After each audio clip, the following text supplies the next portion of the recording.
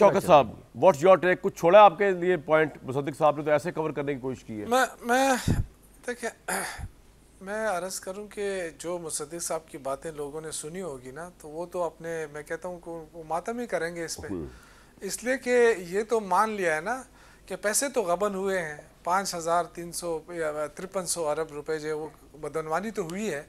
वो कह रहे हैं जी हमने खुद शाया किए।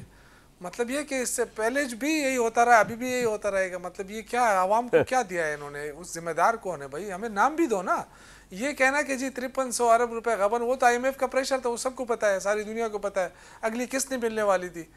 तो आपने अगर ये मानते हैं कि आप अच्छी गवर्नेंस ला रहे हैं तो आप बताएं वो पैसा कहाँ चला गया। आप एक घड़ी के लिए तो बंदे को जेल में डालते हैं, घड़ी का बड़ा मसला है यार, गोगी का शोशा, कभी फलां का शोशा। और मजे की बात यह है कि आज तक कोई सबूत लेकर नहीं आए, केस नहीं चल रहा है उनका, लेकिन इल्जामात बड़े लग रहे हैं। तो ये जो 5300 अरब रुपए जो गरीब कौम का पैसा जो लूटा गया है, इसमें आप बता सकते हैं कि इसमें PTI ने कितना खाया है, या सारा के सारा PMLN खा गई और पीपल्स पार्टी खा गई? ये क्या ड्रामा चल रहा है इस मुल्क के अंदर? शौकत साहब एक बात बताया, मैं आप में हैरान हुआ। शौकत साहब, इस कौम को फर्क नहीं पड़ता कोई खा रहा या नहीं खा रहा। आप लोग कहते रहे वो कि जी ये खा रहे, तो उन्होंने कहा जी खाते हैं तो फिर लगाते भी हैं। मतलब प्रॉब्लम क्या है यार आप लोगों का? इस पे वोट का डिसीजन नहीं होता पाकिस्तान में। पाकिस्तान में पता नहीं किस बुनियाद पे वोट का डिसीजन होता है। कितना आपने कंपेनिंग चलाई करप्शन की, ये वो आपने पनामा पे नवाज शरीफ साहब को कामा करके निकाल दिया। वो RTS वाला इलेक्शन नवाज शरीफ साहब जीते हुए थे, अगर RTS नाम बैठाते आप, अवाम ने तो उनको एक्सेप्ट किया। पंजाब में तो वैसे ही वो जीते हुए थे अगर वो तरीन साहब के जहाज न चलते। Corruption is not an issue for Pakistani public. तो आप जिस चीज़ को सबसे ज़्यादा पीटा है इमरान साहब ने, वो लोगों के लिए इशू है ही नहीं। पता नहीं लोगों के लिए इशू क्या है, करप्शन नहीं है। अलबत्ता शौकत साहब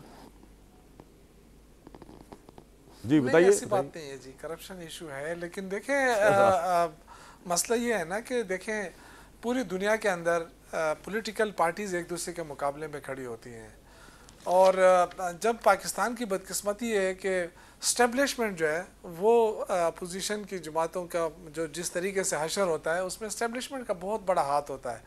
और ये इसी से पाकिस्तान के जो है ना, मैं समझता हूँ कि जो सियासी ढांचा है वो हम खुद ही अपने हाथों से करें। अगर हम 2018 में अगर हमारे ऊपर इल्ज़ाम लग रहा है कि हमने फैज़ हमीद के साथ मिलकर, फैज़ हमीद साहब के साथ मिलकर हुकूमत बनाई है, तो तब भी गलती थी। बाजवा साहब पे एतमाद किया, तब भी गलती थी।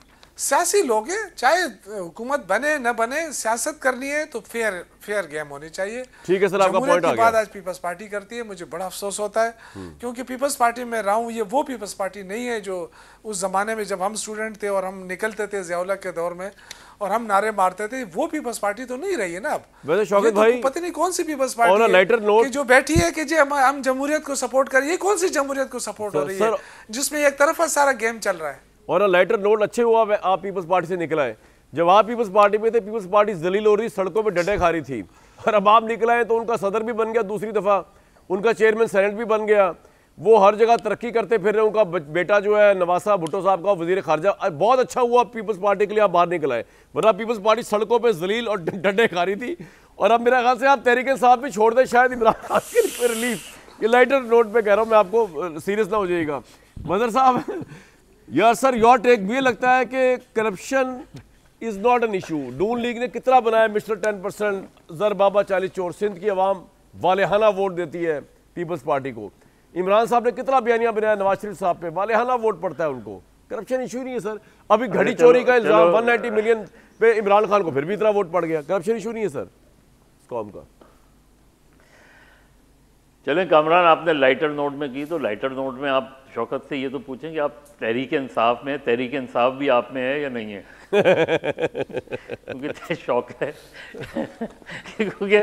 क्योंकि वो जाहिर है शौकत हमारा पुराना दोस्त है, इस वजह से मैंने उसमें बात की कि शौकत के साथ तहरीक इंसाफ में भी वही हुआ जो पीपल्स पार्टी में हुआ।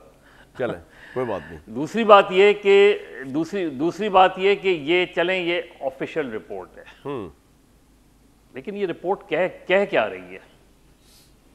ये रिपोर्ट इस सिस्टम को एक्सपोज कर रही है, चाहे गवर्नमेंट की ही बनाई हुई रिपोर्ट है। लेकिन इस रिपोर्ट में जो चीजें निशानदेही की, ठीक है, जो निशानदेही की गई है, क्या इसकी अकाउंटेबिलिटी होगी? आखिर जिन लोगों ने इतना पैसा खाया है, ऑफिशियली कह रहा हूं, क्योंकि ऑफिशियली रिपोर्ट ऑफिशियल इन्होंने खुद बनाई है, जो मुसद्दिक मलिक साहब कह रहे हैं, और मैं कोई इसको डाउट नहीं कर रहा, लेकिन उसमें कहा क्या जा रहा है?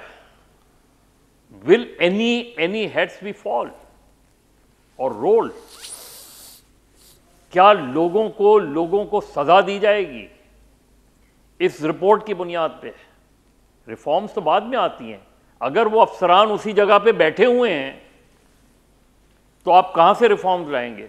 यहां तो गवर्नेंस का बहुत सीरियस इशू है। It's not confined to one government, लेकिन खुद शहबाज शरीफ साहब की गवर्नमेंट में आप देखेंगे ग्रेड 21 और ग्रेड 22 के अफसरान के बोर्ड में जो डिले होता है, साल भर का डिले हो जाता है, अफसरान रिटायर्ड हो जाते हैं। उसमें जो सिलेक्शन का क्राइटेरियंस है उसमें कोई रिफॉर्म्स हमें नज़र नहीं आती। ठीक है, जो गवर्नेंस के मॉडल हैं, जाहिर है एक तो फेडरल गवर्नमेंट है और पंजाब गवर्नमेंट है जो मुस्लिम लीग नून की है, सिंध में पीपल्स पार्टी की गवर्नमेंट है, केपी में पीटीआई की गवर्नमेंट है, बलूचिस्तान में एक मिक्स प्लेट है, पीपल्स पार्टी भी है, दीगर भी हैं।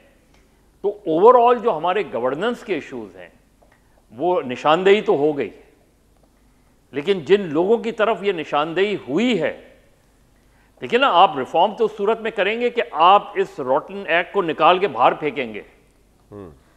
ये देखना है, ये इस रिपोर्ट की अगर बुनियाद बनती है कि वो लोग जो इतने अरबों रुपए की करप्शन में बराह रास्त मुलव्विस हैं, जिसको वो रिपोर्ट खुद कह रही है, तो उसके खिलाफ अगर कार्रवाई होती है